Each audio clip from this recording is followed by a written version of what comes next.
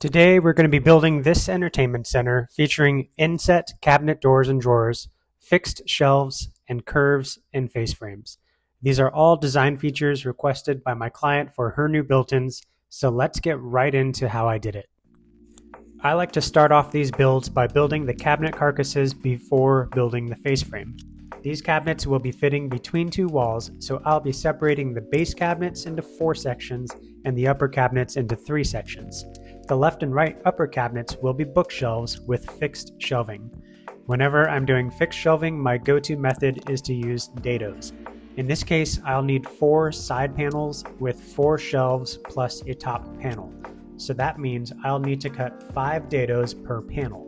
Normally, that would be a total of 20 dado cuts and layout drawn out 4 times. But if I draw my layout once on a single sheet of plywood, I can cut my dados across the full width of the plywood and then rip the sheet down into 4 pieces. This not only makes the process faster, it also ensures more accuracy as I'm no longer depending on layouts matching each other. Hopefully that makes sense. And since I'm using 3/4 inch plywood, and 3/4 inch plywood is actually closer to 23/32, I use a 23/32 straight bit to cut my dados. This also makes assembly incredibly simple.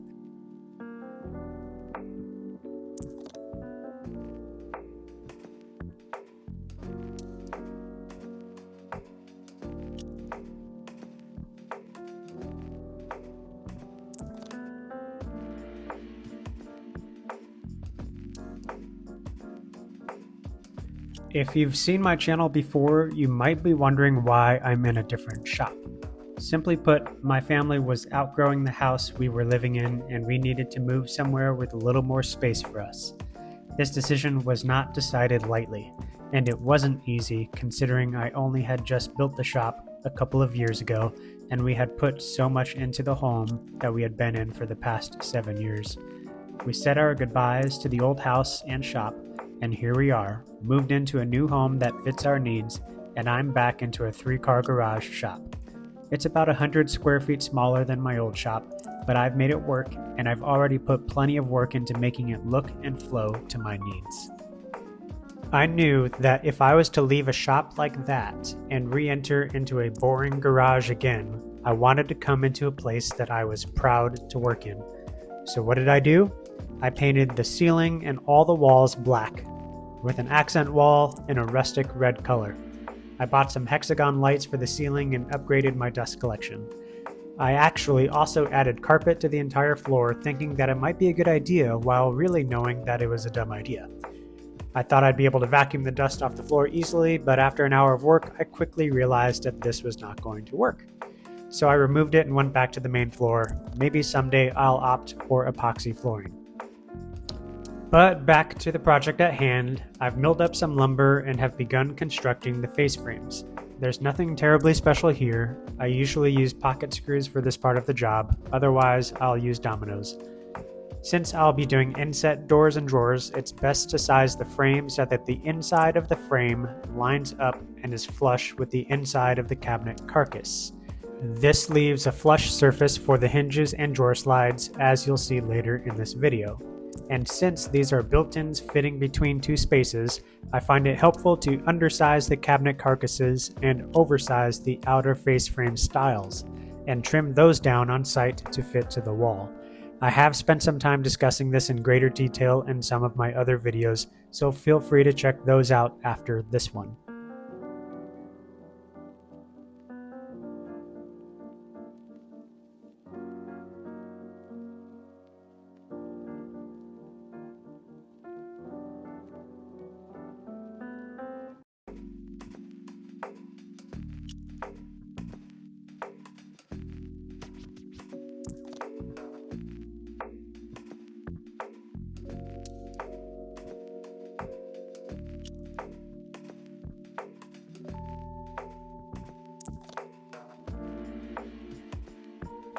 As with so many of my other projects, I'll be building shaker-style doors and drawer fronts.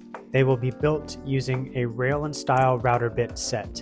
For years and years, I built shaker-style doors using the table saw and dado blades. Since purchasing this router table, I find it much less cumbersome getting everything dialed in. I'll start by installing the mortising bit and raising it so that it is centered on my 3/4 inch stock. I'll cut the grooves on all my stiles and rails, and once those are cut, it's over to the table saw to cross-cut all stiles and rails to their final lengths. From there, it's back to the router table and I'll switch to the tenon bit. I'll raise the tenon bit to line up with the groove, and then I'll use my coping sled to cut the tenons on my rails.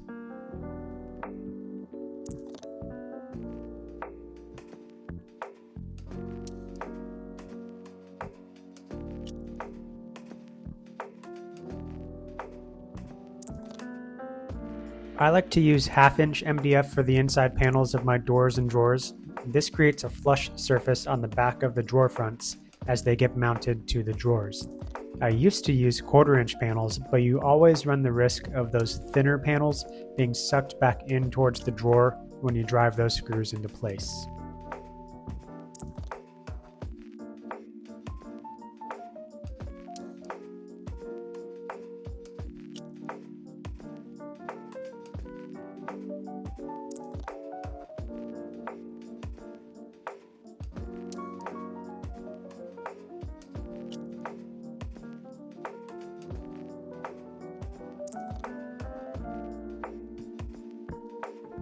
There are 2 spots in the face frame that will have curves added. There are several ways you can do this, including using templates or CNC routers, but this is probably the most bare bones method.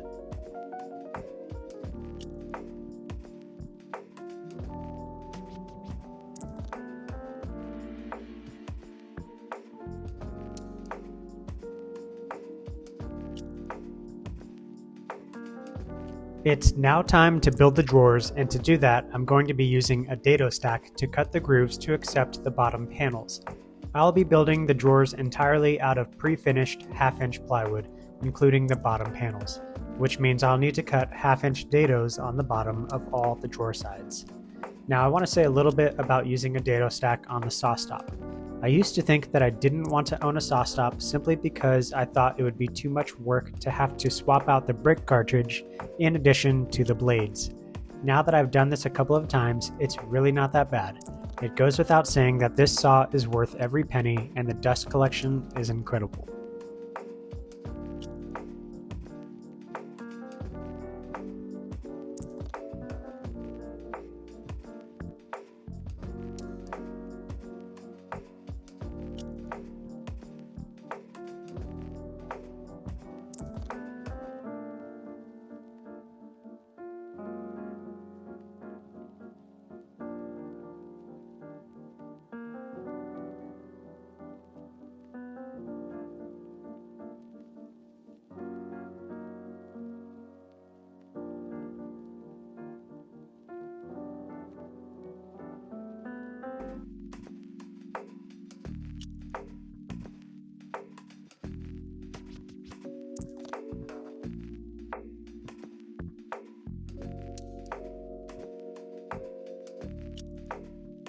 When I worked out of my old shop, I never did any painting nor finishing in there so as to keep it clean from paint overspray, etc.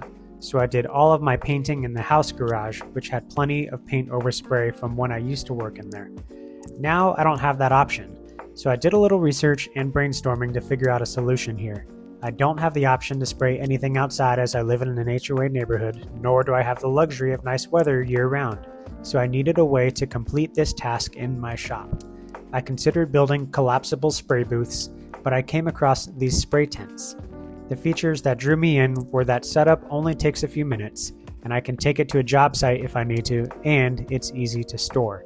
Not to mention, it's less than $75 for the size that I have, which is 10 by 12. I was pleasantly surprised with how well this worked for me. In my research, I also found this product called the Erecta-Rack.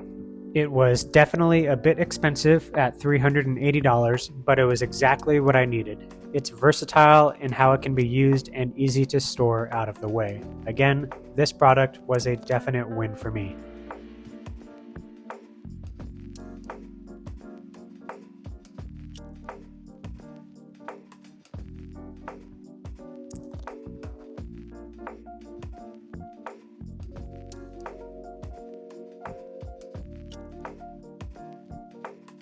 Now that all of the face frames have been painted, I can attach them to the carcasses.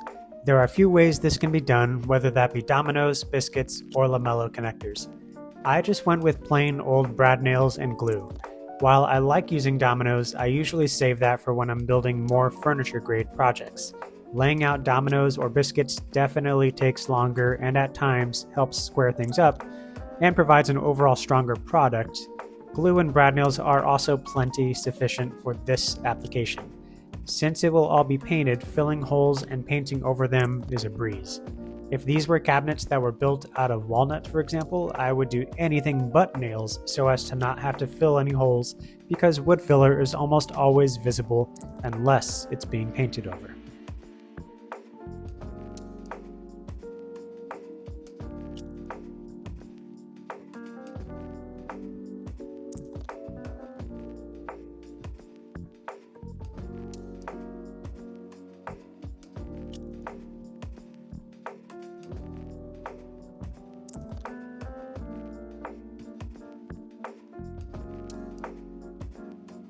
When you install inset cabinet doors for the first time, you'll probably notice that this happens. Since hinges don't stop at 90 degrees, they need something to stop the door from being pulled too far in. You can either glue a stop block somewhere to prevent that, or you can buy some of these fast cap Euro door stops. They're subtle and look very intentional and work great.